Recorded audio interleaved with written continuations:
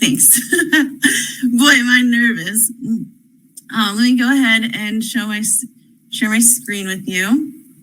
I have some slides.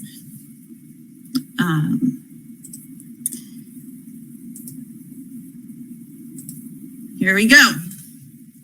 So if you were here early, that was Spirit of the Radio by Rush. And that was my all-time favorite song. I highly recommend starting your day with it. It just picks my mood right up. And I want to thank everyone for being here today on Friday, June 10th, 2022, the World WomenTech Impact Summit. While we wait for people to join, I'd love if you could grab yourself a piece of paper. I just have an ordinary computer paper. Could be scrap, not too important. And while you do that, I'll share with you some facts about paper. So paper is a thin, non-woven material, and it's traditionally made from a combination of milled plants and textile fibers. I'm gonna hide this. And the first paper was invented in Egypt in the 4th century, but true paper and the paper making process comes out of China in the Eastern Han period, about 25 to 220 CE. And paper is really a useful tool for us. So now that you have your paper, go ahead and try to fold it as many times as you can. Paper allows us to extend our memory, share our ideas, and even trade and exchange goods through our system of currency. The EPA thinks that you can recycle paper up to 5 to 7 times. So,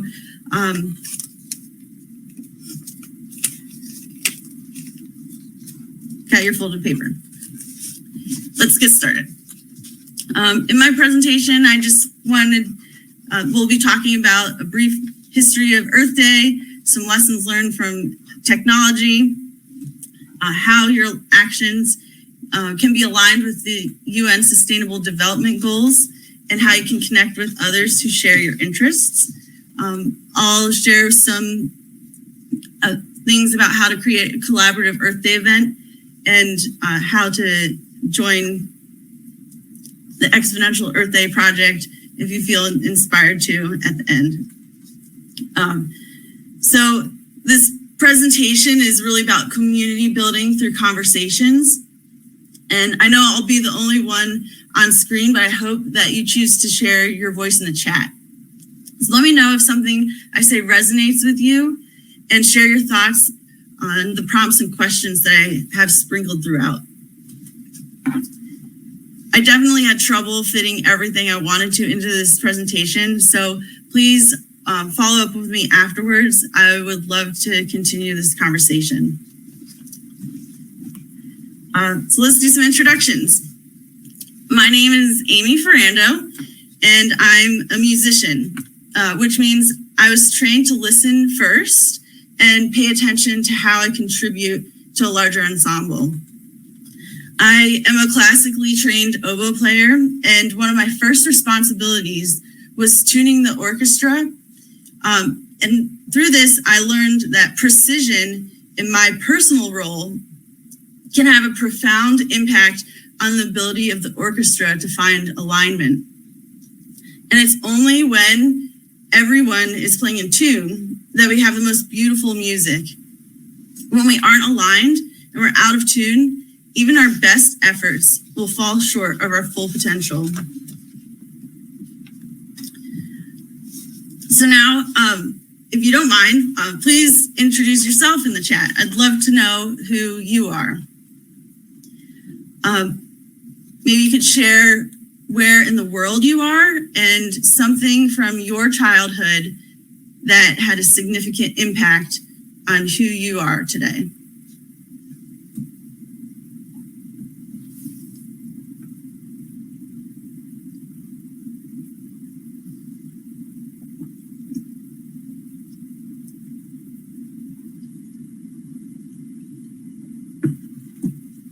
So my thing was computers, and I was born at a really unique time.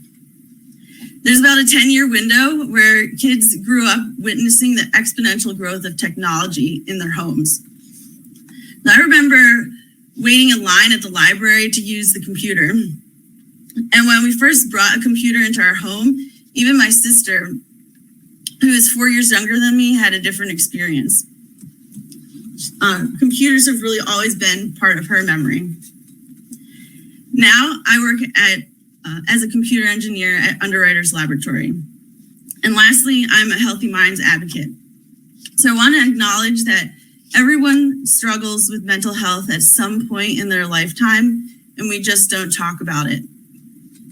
A healthy mind takes effort to create and maintain, and I've been designing my life around ensuring my mental health. At UL, we have safety as a priority and a tradition of beginning our meetings with a safety moment. So in UL fashion, I wanted to start us off with a safety moment today. In this image, you can see two different states of mind. There are two characters walking through the environment. The human on the left has a mind full of thoughts, and the dog on the right is living in the present. His mind is clear and accurately reflects the environment. As humans, where our minds are our greatest asset, it's easy for us to let our brain space become cluttered. If we aren't careful, our minds can quickly fill up with thoughts of what we're going to do or what we wish we did differently. Especially these days, we are bombarded with information and our attention is pulled in so many different directions. So it's really important to take the time to clear our minds so we can approach challenging problems with clarity.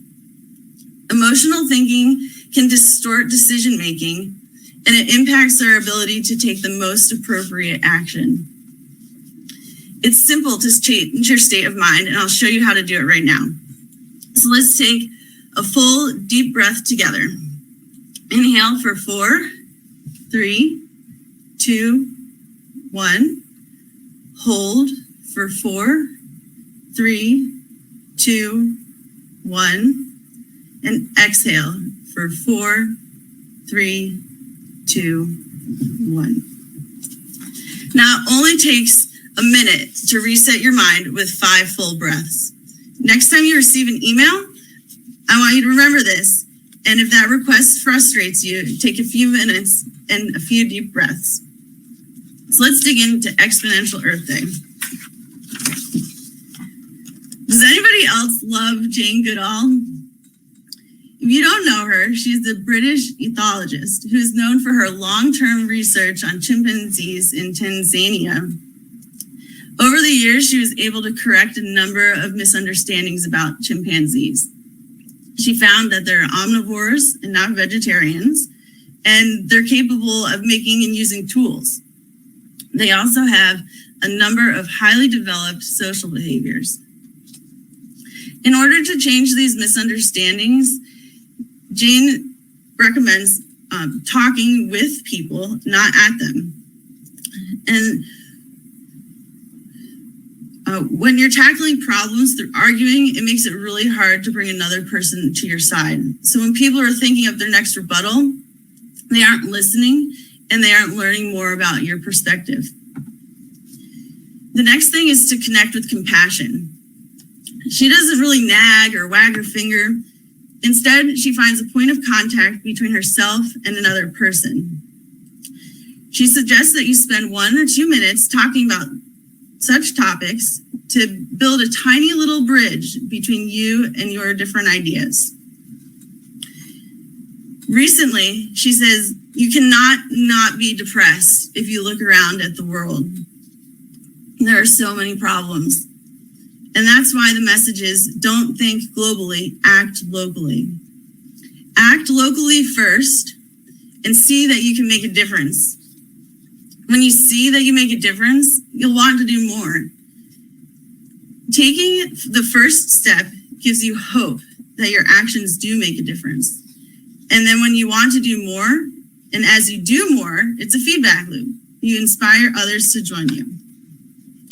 So I experienced this feedback loop through my own Earth Day project. And over the last 5 years, I witnessed how my actions and the conversations that grew out of them had a ripple effect in my community. This gave me a lot of hope, and that's what inspired me to share my story with you today.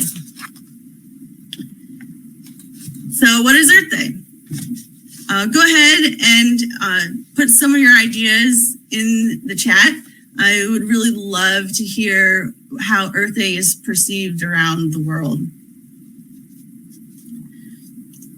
My first experience with Earth Day was as a kid, and I remember it as a day where we got out of the classroom and did something fun. Maybe we planted trees or learned about compost. It was definitely like a change of pace, got my hands dirty, and I always remember like having fun with my friends. But as an adult, this really turned into a blip on my calendar and an uncelebrated holiday.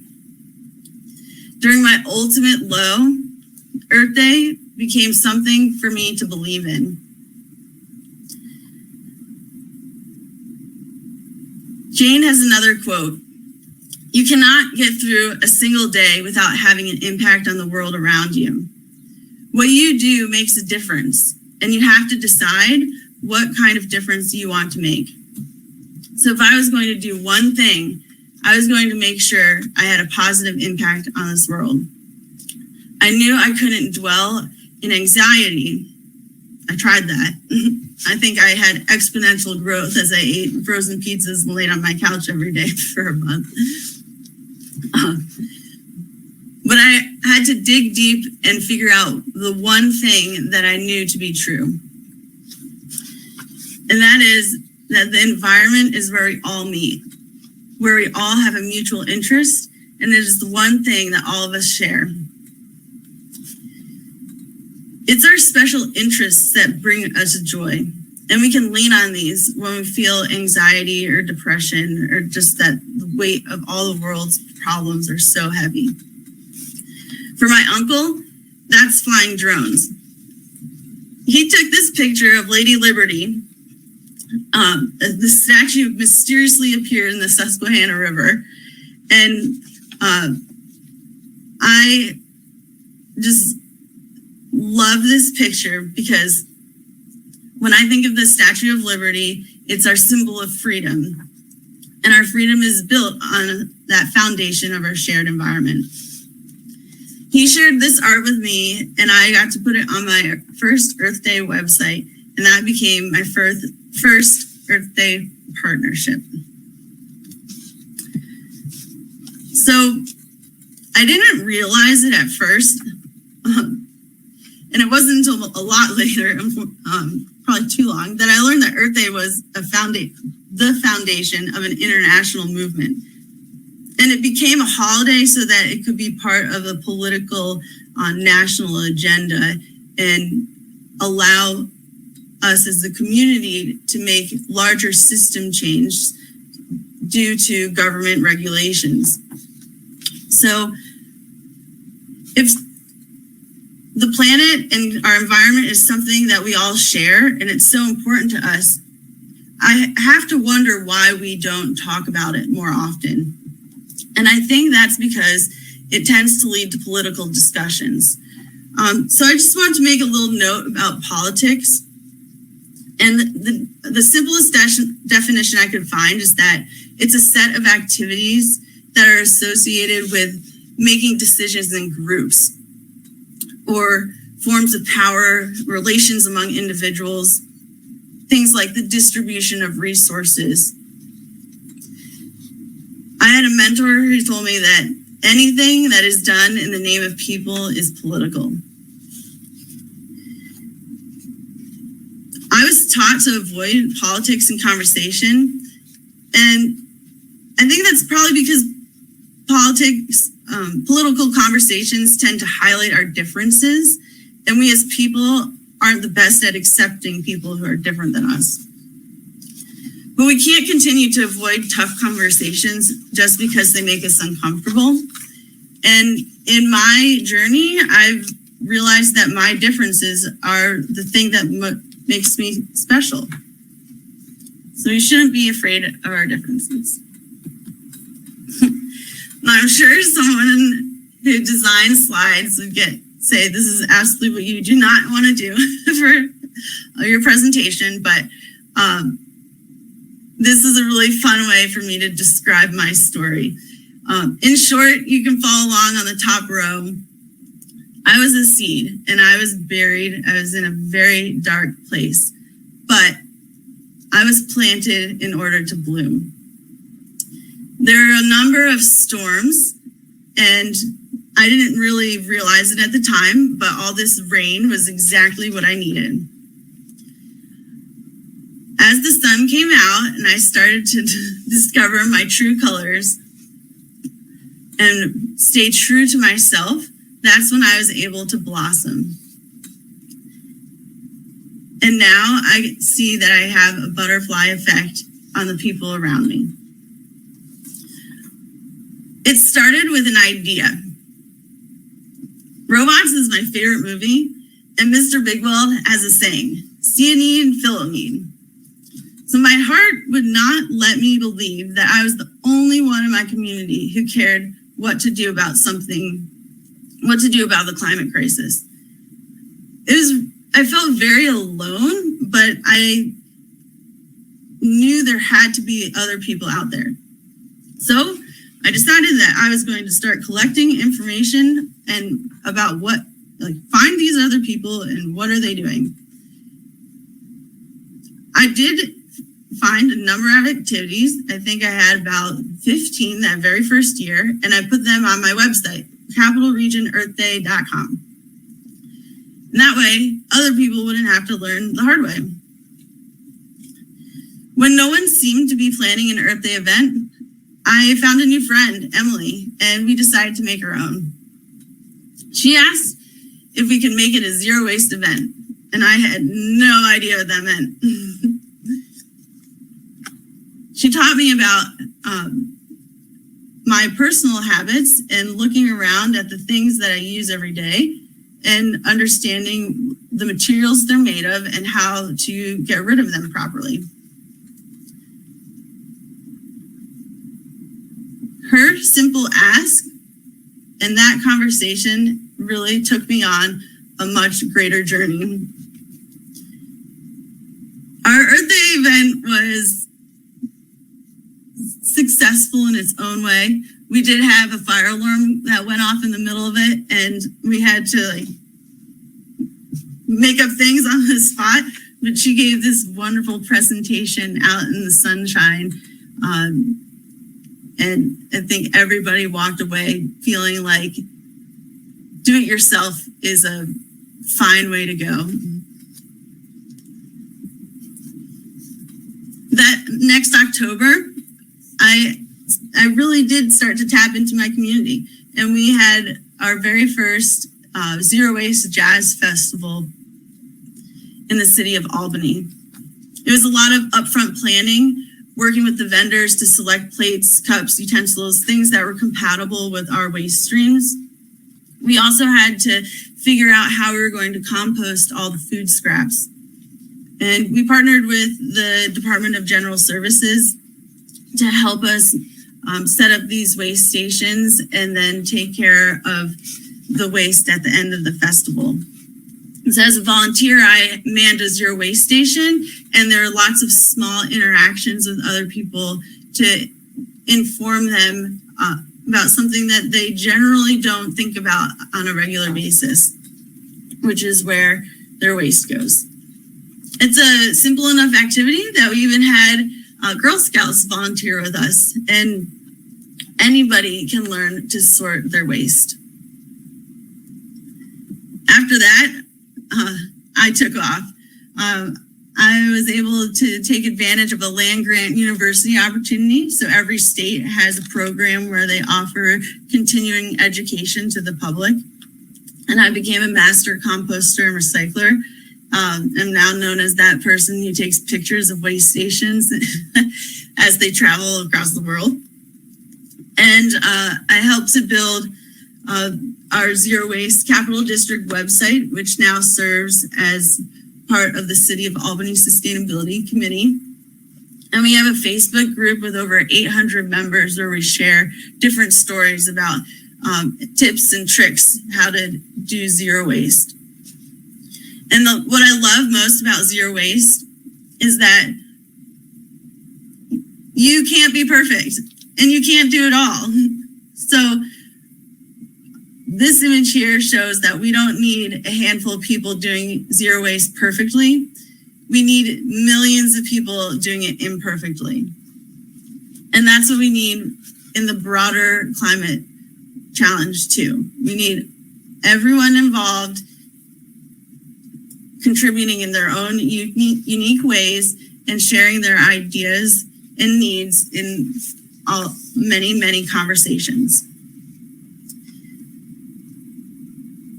One of the criticisms I got when I focused on individual action instead of system change is that you're never going to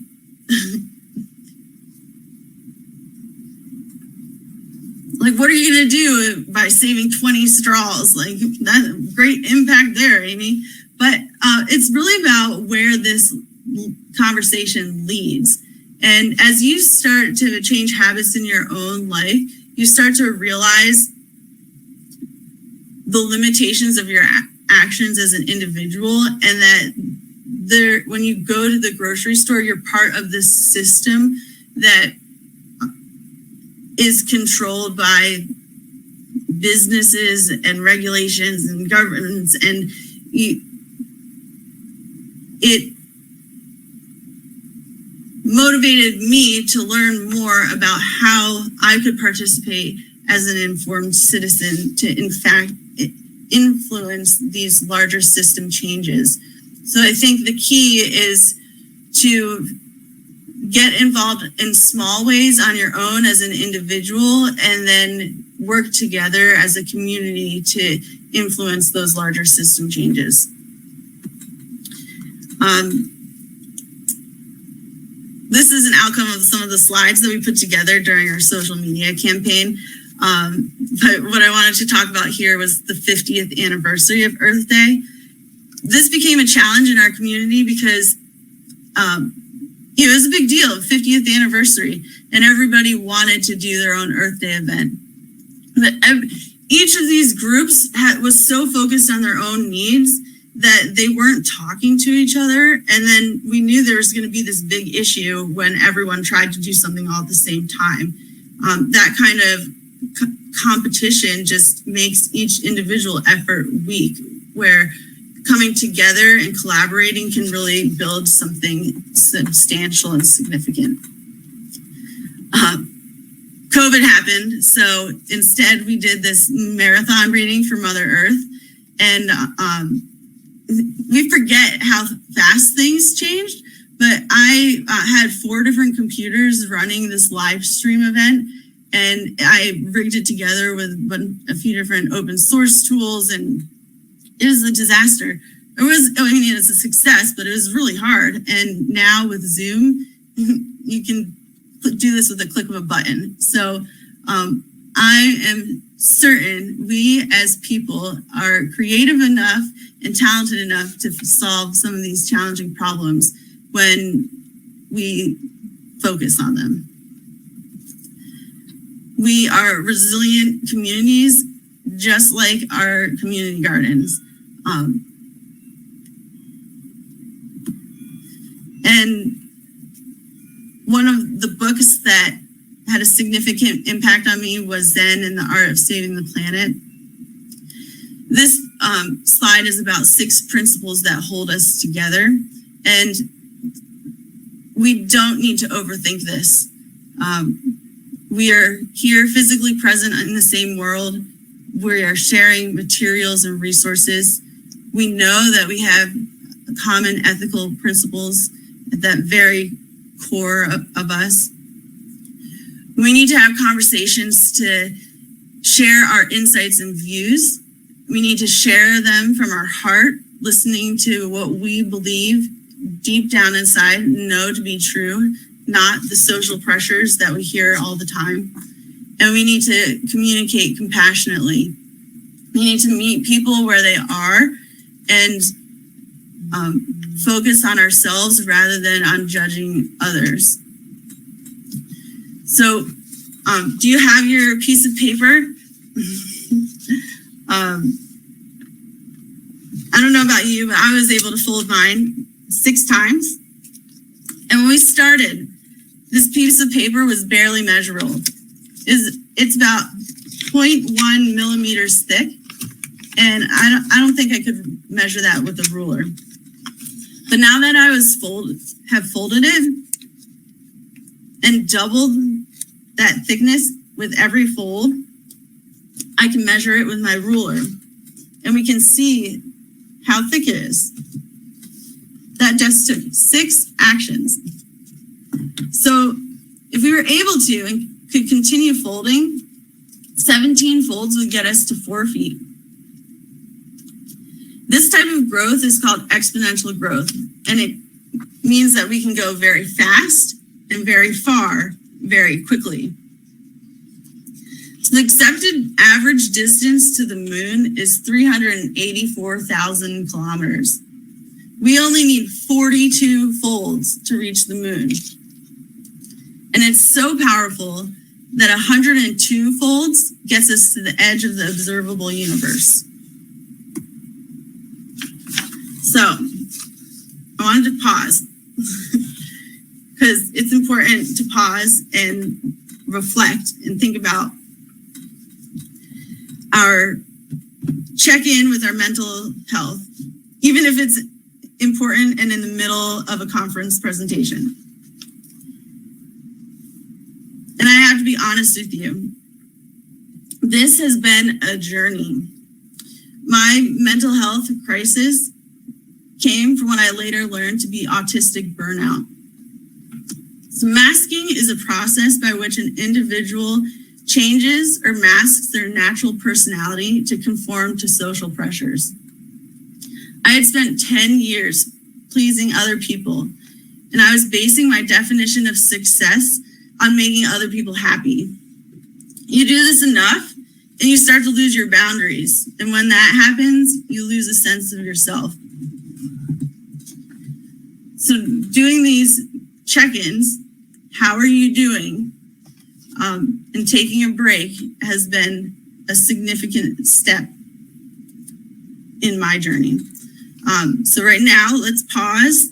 And if everyone could put into the chat something that makes you hopeful, I think that would be really nice to return to. I won't be able to look at them right now, but I'd love to hear what everyone is hopeful about.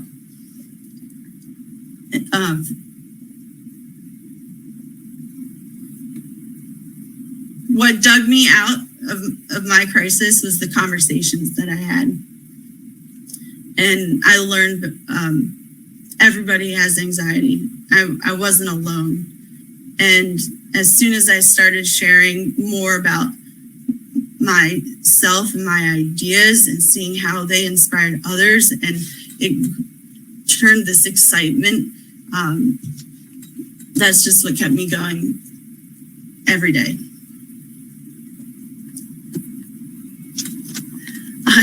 I came across this cartoon. It's about being an optimist versus a pessimist, but also this one cub saying, "Why do you always get to be half full and I have to be half empty?" Well, that's the problem right there, is comparing ourselves to other people. But really what I want to know is, share with you, is that the difference between an optimist and a pessimist is not usually over substance. It's the time frame that you're looking at. And problems are easier to spot today, but progress is almost always more powerful over time. And a common theme in history is that progress happens too slowly to notice when setbacks. Progress happens too slowly, while setbacks happen quickly overnight.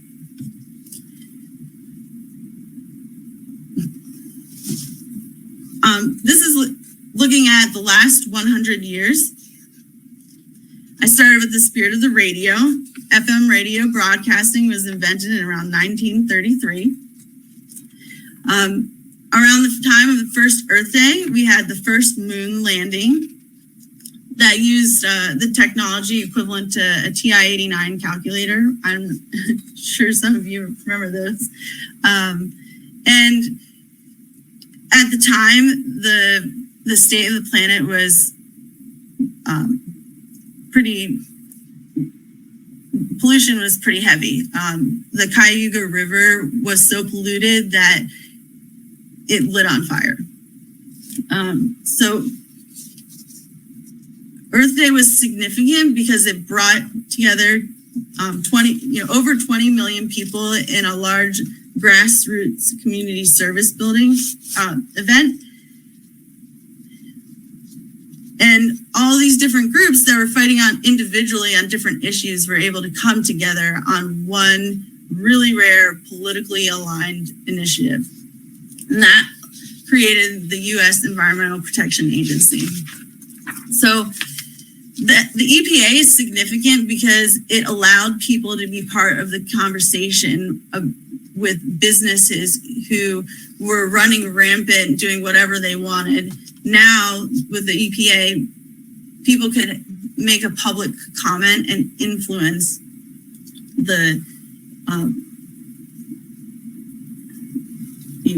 how businesses operated. In 1990, Earth Day went global, and it mobilized 200 million people in 141 different countries, giving the environmental movement a huge boost and putting things onto the world stage. And this prompted the Rio Earth Summit in 1992, where more than 178 countries adopted a comprehensive plan to build global partnerships for sustainable development and to improve human lives and protect the environment. And out of this is what we now know of as the 17 UN Sustainability Goals. So here's, there's 17 of them. I'm not going to be able to explain it as well as the resources on the site. But it is a great mental model for all of us to come together on and use in our conversations, because this is hard enough as it is. We might as well try to align ourselves in how we talk about these problems. One that stands out to me is quality education. So I'm sure everyone in this audience has built their life on the education that they received. And it's a privilege that we can really see the benefits of every day. But as adults, we forget what it's like to learn, and that there will always be room for improvement and for us to learn and grow. We are vulnerable when we look at ourselves to make changes, but there's no need for us to distort that vulnerability into thinking that we're not good enough. One thing that's not taught well is how to bring your ideas to life. And that's something that we can really help each other with. So everyone has unique experiences, unique connections, and is part of a unique community. So it's important for you to use your voice to communicate your perspective so we can have a more complete picture of our needs and the problems we are trying to solve.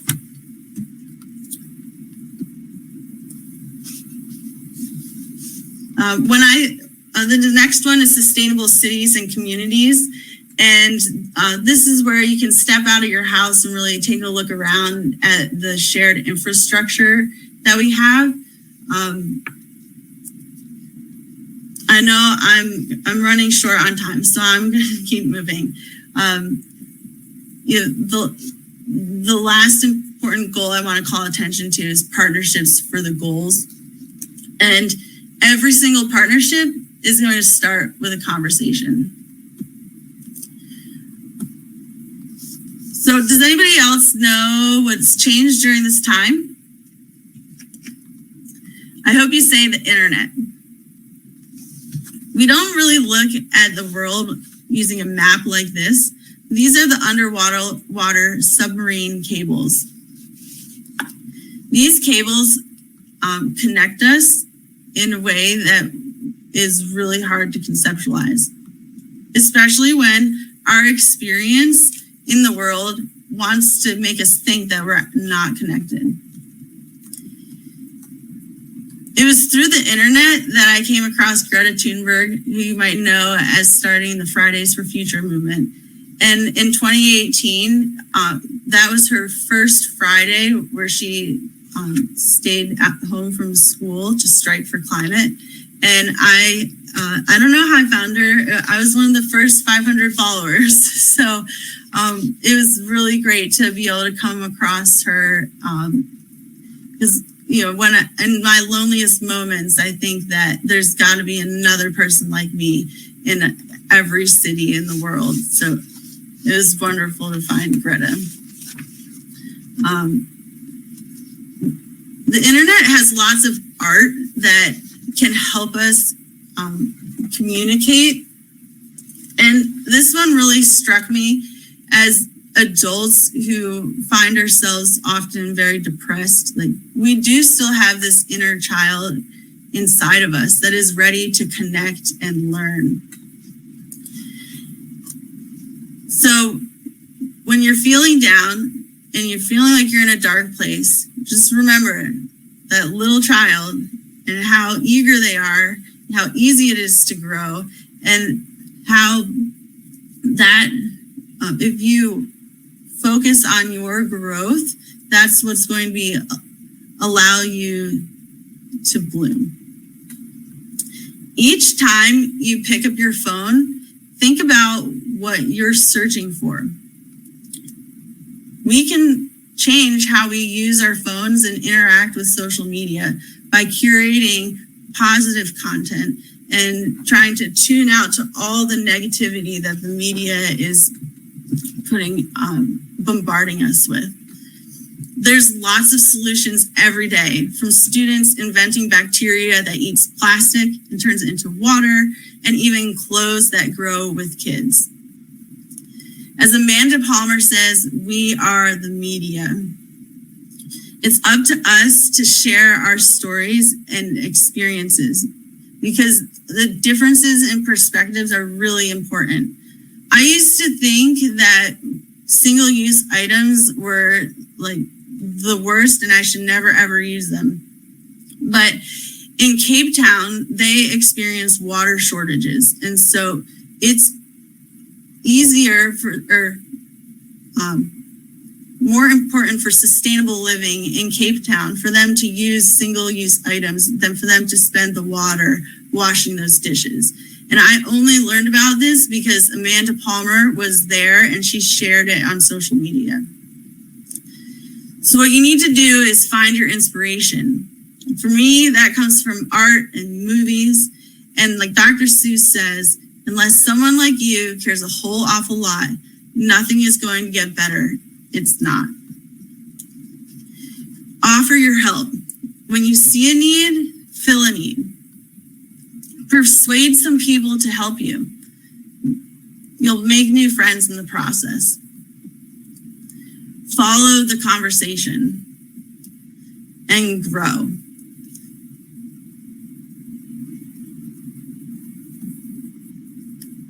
One of my new heroes is Elizabeth Bonkers. I will share with you this speech she gave.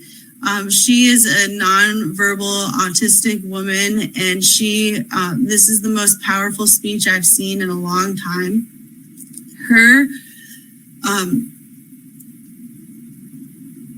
She wants to see communication for everyone. So as people who have the ability to use our voices, it's up to us to champion these changes for people who can't.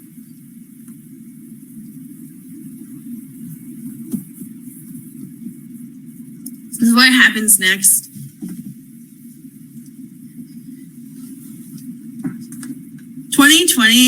With all this coronavirus stuff, that was its own kind of exponential growth. We saw how this virus took over, and it happened because of how it spread from person to person.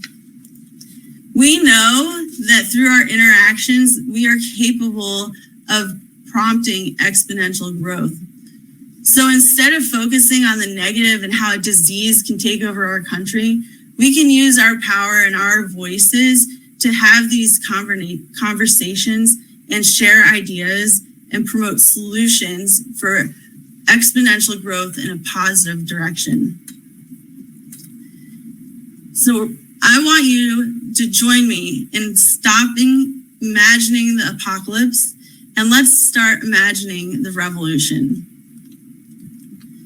So this Earth Day, consider how we can come together to celebrate all of our accomplishments, all of our unique differences, how far we've come, and how far we can go together.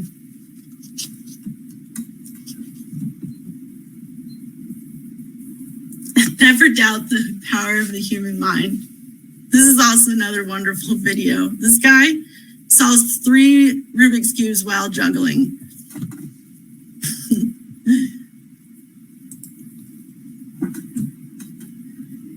Anyways, thank you for letting me share my story.